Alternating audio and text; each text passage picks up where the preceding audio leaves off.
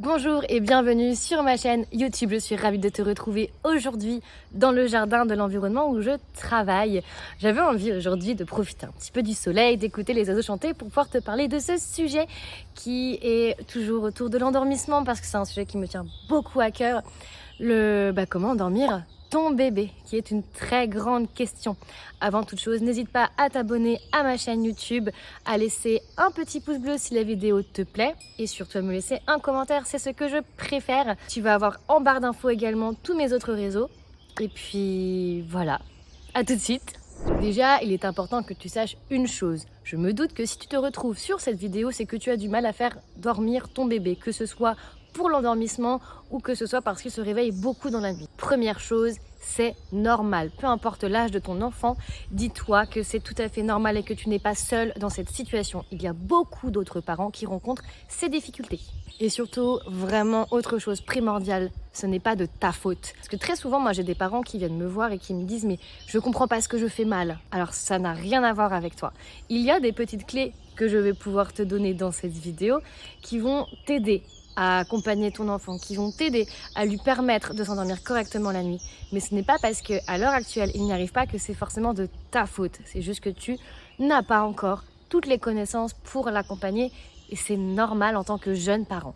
Je vais donc te proposer dans cette vidéo 7 petites leçons qui t'aideront à faire dormir ton bébé. La première chose qu'il faut que tu retiennes, c'est de faire tenir son rythme à ton bébé. Pourquoi faire tenir un rythme? Tout simplement parce qu'un bébé va avoir des phases d'éveil et des phases de sommeil. Si tu ne parviens pas à trouver le rythme de ton bébé, ça risque d'être compliqué pour lui derrière d'avoir une journée enrichissante d'un point de vue développement, mais également pour pouvoir récupérer ces moments d'endormissement justement où il va avoir besoin de se ressourcer tout simplement.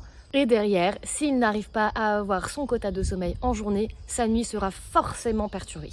C'est pour ça que ce premier point est très important. Il faut que, en fait tout est important, hein, mais je vais le dire en permanence. C'est vraiment important que tu vois, que tu observes ton bébé dans la journée pour savoir à quel moment il faut le coucher et quels sont vraiment ses besoins d'endormissement.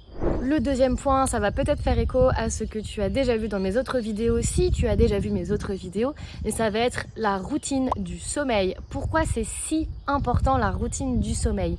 C'est très simple. En fait, ton bébé va pouvoir se sentir sécurisé à l'intérieur de lui. Une routine va vraiment déjà d'une lui permettre de se rendre compte que là, on se dirige vers l'endormissement, donc il va comprendre très rapidement, entre guillemets, ce qu'il est censé faire, il va mieux l'accepter et derrière, il sera plus serein.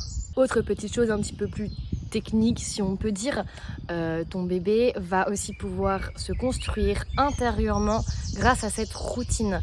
Un enfant, de manière générale, a besoin de se sentir sécurisé dans son environnement, de retrouver les choses à la même place, de savoir où ses proches, ses parents se situent, pour qu'il puisse vraiment se créer dans cette petite bulle d'ordre, que dans son cerveau tout se construise correctement et donc forcément la routine vient aider là-dessus. Donc derrière tu vas me dire, bah oui mais dans ces cas une routine, est-ce que c'est que pour le sommeil? Eh bien non, mais ça on le verra dans une prochaine vidéo. Troisième petite leçon, on va poser bébé éveillé dans son lit. Alors attention, je ne dis pas forcément qu'il faut que bébé ait les yeux grands ouverts dans son lit, qu'il soit complètement agité et que c'est important qu'il puisse, enfin si, c'est important qu'il s'endorme éveillé, mais qu'il s'endorme de manière complètement éveillée. Il peut être somnolent. Dans ta routine, tu vas prévoir des moments calmes, des moments où tu vas faire des petits câlins, des moments où tu vas chanter des berceuses, lire des livres. Ton bébé va commencer à s'assoupir et c'est à ce moment-là que tu vas le poser dans son lit. Oui, je sais, des fois, il se réveille tout de suite et c'est pénible et c'est tellement plus facile qu'il s'endorme dans tes bras et que tu le poses complètement endormi en faisant des caprioles comme ça là pour le poser. Je sais, mais c'est pas la solution, ça ne l'aidera pas. Et je vais te dire pourquoi ça ne l'aidera pas. Ça ne l'aidera pas parce que quand il va se réveiller dans la nuit, et il se réveillera dans tous les cas, s'il se réveille dans la nuit, il ne parviendra pas à retrouver son sommeil parce qu'il sera perdu. Je me suis endormie dans les bras de ma mère ou de mon père et là je me retrouve dans mon lit, qu'est-ce qui se passe? Il sera perdu et donc encore une fois là ça va le mettre en insécurité, il ne comprendra pas ce qui se passe, il sera perdu. Donc on prend le temps, on accompagne, mais en tout cas il faut que bébé s'endorme éveillé dans son lit, même s'il est somnolent, les yeux à demi ouverts, il faut qu'il s'endorme dans son lit. Voilà. Assurer un temps calme avant d'entamer la routine. Parce que oui, la routine, d'accord, c'est super qu'on la fasse pour créer une atmosphère pour bébé. Mais si juste avant, on a fait la smala dans la maison, il va être au top de sa forme, il va être hyper éveillé. Et là, tu pourras faire la routine mais la plus parfaite du monde. S'il n'est pas complètement lové, qu'il n'est pas dans un mood vraiment d'endormissement, ou s'il n'est pas dans un mood calme, ça ne marchera pas. Et pour ça, il y a plein de solutions que tu pourras retrouver dans ma formation qui se trouve directement en barre d'infos. Je te laisserai checker ça si tu veux en savoir plus. La 5e, ça va être d'assurer un environnement propice au sommeil. Mais qu'est-ce que c'est que ça? Un environnement propice au sommeil, ça va être un environnement où l'enfant va se sentir déjà d'une sécurisé. Je vais pas arrêter de le dire, il faut que bébé se sente en sécurité. Mais aussi que tout l'environnement soit en accord avec un endormissement calme et posé. Si tu as un environnement qui va être très lumineux, avec plein de couleurs partout dans sa chambre, plein de surstimulation, laisse tomber, ça ne marchera pas. C'est pareil, en cas de réveil, si bébé se réveille dans la nuit et que tu as besoin d'intervenir parce qu'il a faim, parce qu'il faut changer sa couche, parce que X raison, il a besoin d'être rassuré, eh ben, on ne mettra pas la lumière de plein fouet dans la chambre.